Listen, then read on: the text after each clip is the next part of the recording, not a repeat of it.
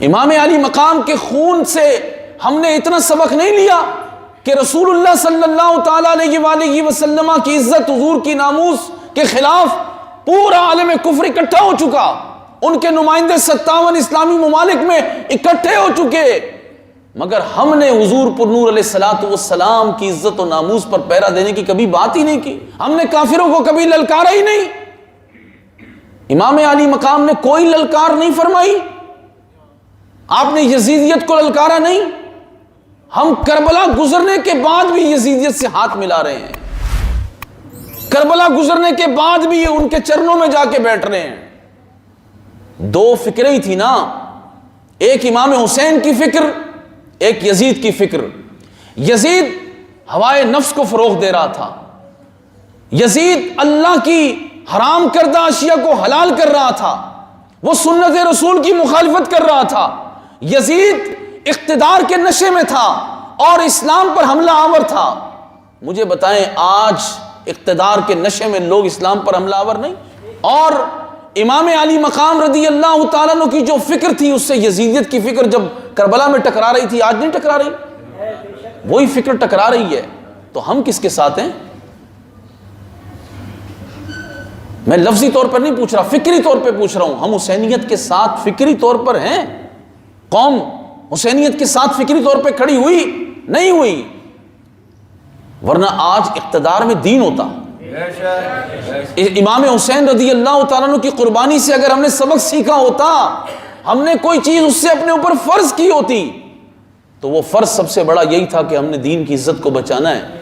آج دین کی عزت تو نہیں رہی، دینداروں کی عزت نہیں رہی، آج اسلام کو دیس نکالا دیا جا رہا ہے، ملک میں سود بھی، بے حیائی بھی، بے شرمی بھی، ملک میں اسلام کے خلاف قوانین بھی، اسلام کے خاندانی نظام کے خلاف قوانین بھی، ملک کا پارلیمنٹ ہندوؤں کے مندر ٹوٹ جائیں تو چیف جسٹس ملک کا وہ ایکشن لے رہا ہے، ملک کا پارلیمنٹ قرارداد منظور کر رہا ہے، ہندوؤں کے دل نہ دکھ جائیں، بتوں کے پجاریوں کی عزتیں ہیں مگر قرآن پڑھنے والوں کی عزت نہیں ہے، علماء کی عزت نہیں ہے، حافظ قرآن جیل میں بند ہیں، عالم کفر جو کام کر رہا تھا وہ یہ بھی کر رہے ہیں، وہ یہ بھی کر رہے ہیں۔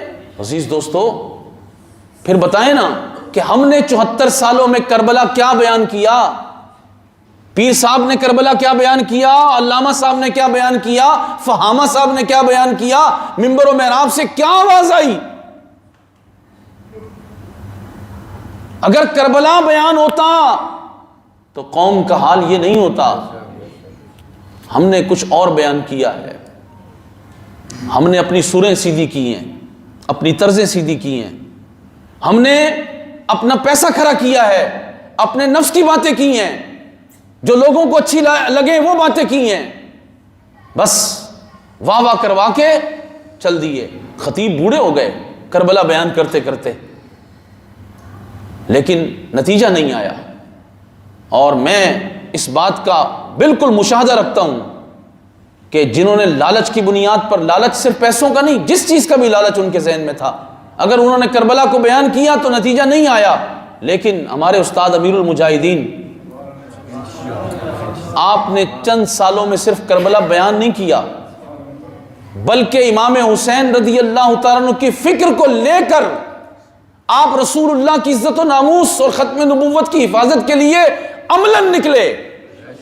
کربلا صرف تقریر تک نہیں تھا بلکہ کربلا میدان عمل میں جب ختم نبوت کے قانون میں تبدیلی کی گئی، آپ حضور کے قلیل غلاموں کو لے گئے، سامنے وہی اقتدار، وہی فورسز، وہی قوت، وہی طاقت، لیکن آپ حضور کے غلاموں کو لے کے چلے گئے اور کربلا والوں کی سنت پر عمل کرتے ہوئے کہہ دیا کہ ہمارا کام آنا ہی تھا،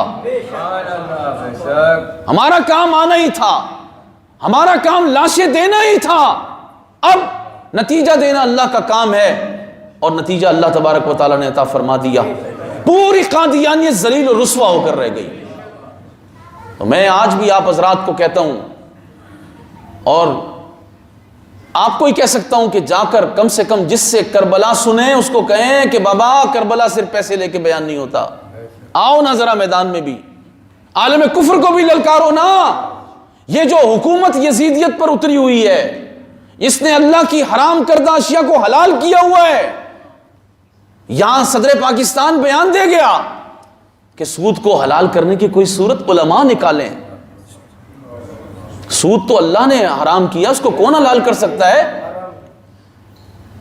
اور یہ بار بار کہتے ہیں جی ورلڈ بینک کے بغیر تو ہمارا کچھ بھی نہیں ہے، IMF کے بغیر تو ہمارا کچھ بھی نہیں ہے، یورپی یونین کے بغیر تو ہمارا کچھ بھی نہیں ہے. تو بتاؤ پھر یزیدیت کس چیز کو کہتے ہیں؟ اور حسینیت اس بات کا نام ہے کہ اللہ کی ذات پر یقین اور بھروسہ کر کے حضور کے دین کی عزت کے لیے میدان میں آ جائیں.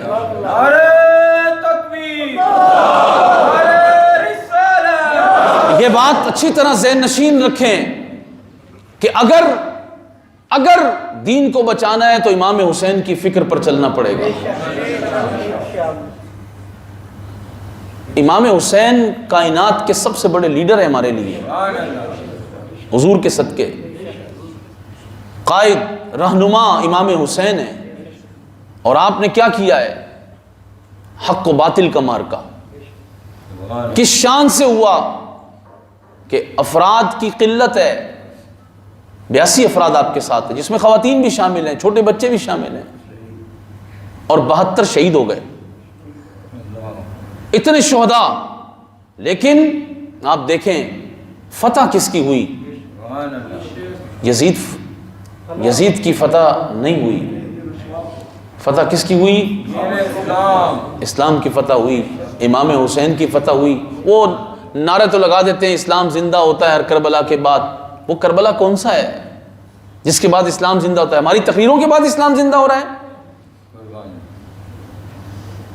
ہماری تقریروں کے بعد اسلام زندہ ہو رہا ہے؟ ہماری تقریر کے بعد پیسے کھڑے ہو رہے ہیں، بس کچھ بھی نہیں ہو رہا. تنخواہیں بندی ہوئی ہیں، بس وہ کھڑی ہو رہی ہیں، اور کچھ بھی نہیں ہو رہا تقریر کے بعد. اگر امام علی مقام کی عظمتیں ذہن میں ہوتی اور آپ کی فکر سے نور پایا ہوتا تو پھر تو بندہ ایک تقریر میں بھی بندوں کے اندر اتنا جذبہ پیدا کر دیتا ہے کہ بچے کھڑے ہو کے کہتے ہیں حضور میں آپ پہ فدا، حضور میں اپنی جان آپ کے لیے قربان کرنے کے لیے تیار.